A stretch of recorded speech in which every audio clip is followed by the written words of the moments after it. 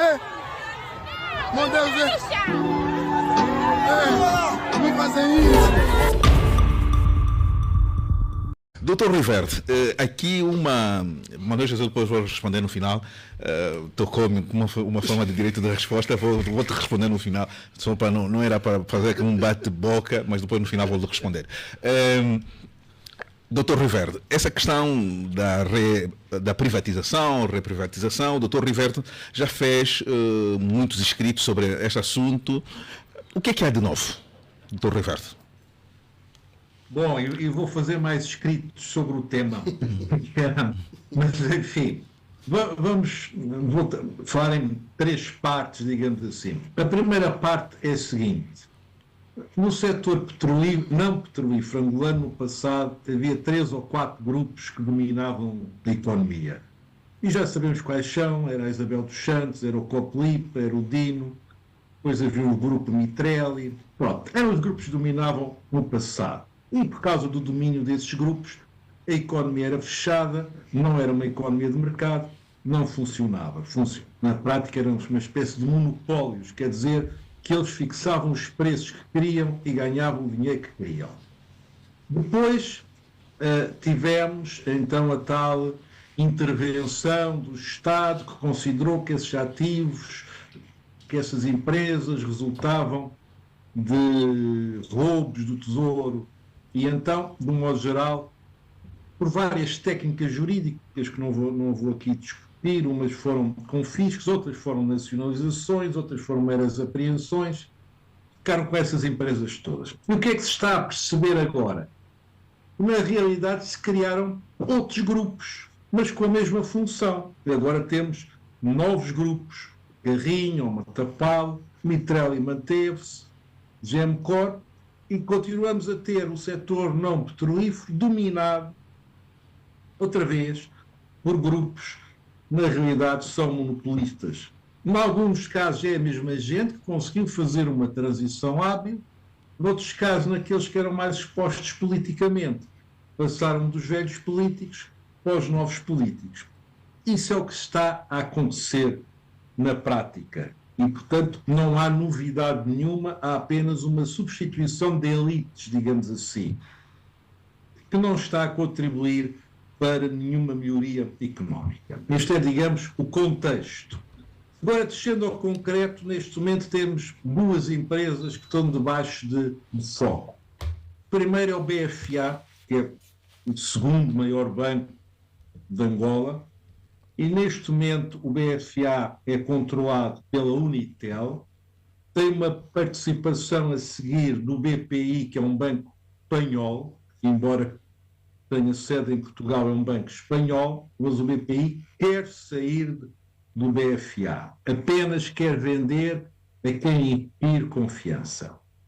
E depois apareceu um novo ator, que já detém diretamente 7% do BFA, que é o Grupo Carrinho, havendo cerca de 20% de outros acionistas, em que pode haver os primos, os tios e os avós, as amantes e as sobrinhas de membros do Grupo Carrinho ou não. Portanto, o caso do BFA, neste momento o que está à venda é a parte do BPI e poderá estar no futuro a parte da Unitel. Quem está à frente para ficar é claramente o Grupo Carrinho, que já entrou dentro do banco. A Unitel, neste momento, é 100% do Estado, 50% da Sonangol, 50% do IGAP, que é o Instituto Geral de Gestão de Participações do Estado, e quer privatizar 15%. E anda há 2 anos a arrastar essa privatização.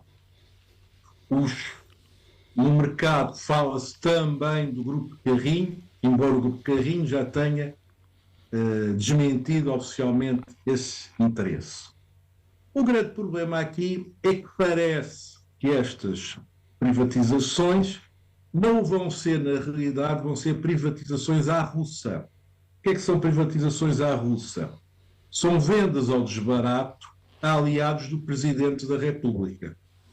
Foi assim que se fez no tempo dos russos, o Putin, primeiro o Boris Yeltsin e depois o Putin, entregaram ao desbarato as riquezas das empresas estatais russas a uma série de amigos, chamados agora os oligarcas, e em troca desses bens ficaram apoiantes sempre e financiadores do Putin. Aqui é o que se adivinha também uma privatização à russa. À frente está o Grupo Carrinho. O Grupo Carrinho tem um problema. E o problema é a falta de transparência das contas. Se repararmos, não existe publicamente nenhum balanço, nenhuma demonstração de resultados, nenhum relatório de gestão. O website do grupo não tem contas, não há uma única auditoria pública, não há nenhuma referência a qualquer histórico financeiro do grupo. Esta narrativa que o grupo pertencia a uma senhora muito simpática que fazia croquetes e depois distribuiu os croquetes, não tem qualquer fundamentação financeira. E este é o grande problema. Como é que um grupo assume esta importância numa economia, e numa economia grande como a angolana, e não se conhece um único elemento financeiro. E dos elementos financeiros que às vezes aparecem nos jornais, no Expansão, na vida económica, representam apenas 5% de toda a informação financeira. Portanto, é um grupo opaco.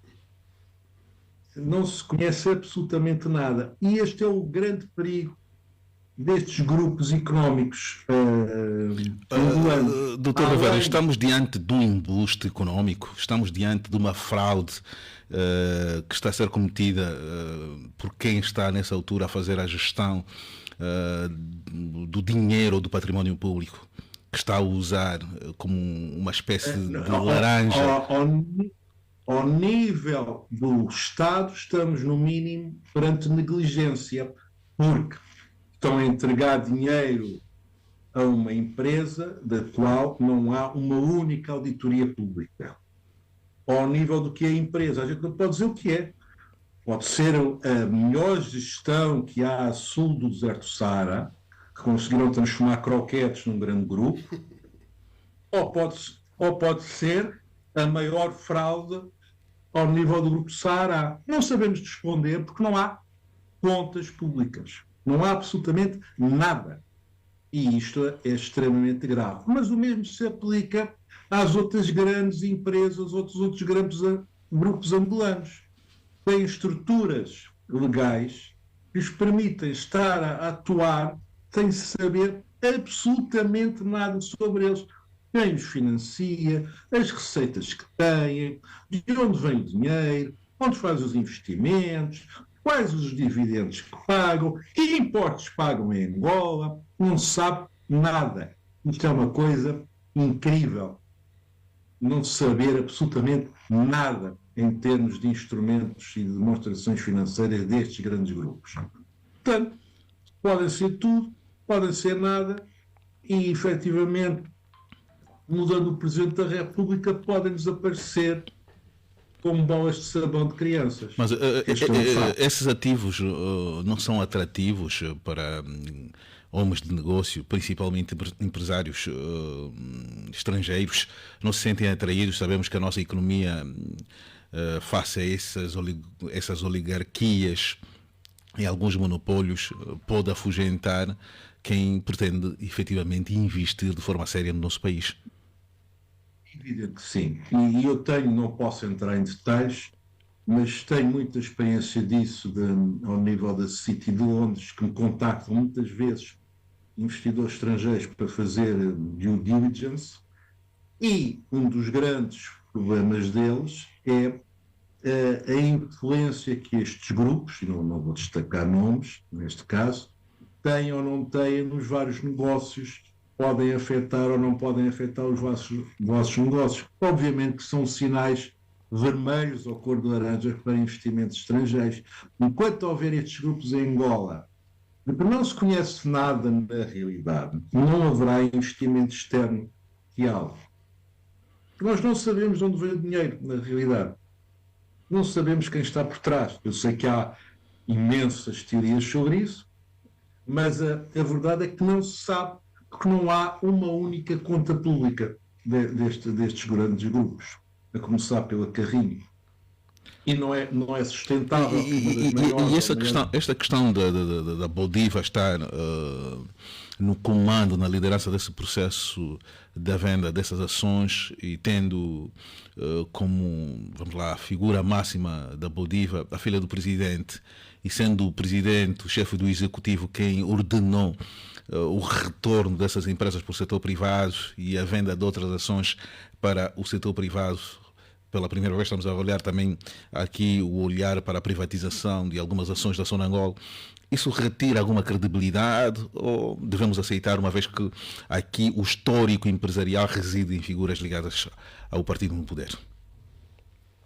Bom, aí depende da forma, em teoria, mas eu não conheço a prática como as coisas se fazem na Boldiva. Em teoria, estes leilões fazem-se através de meros sistemas informáticos em que não há intervenção humana. Isto é, o sistema coloca a empresa à venda e há uma espécie de um leilão informático que é automatizado e transparente para todos.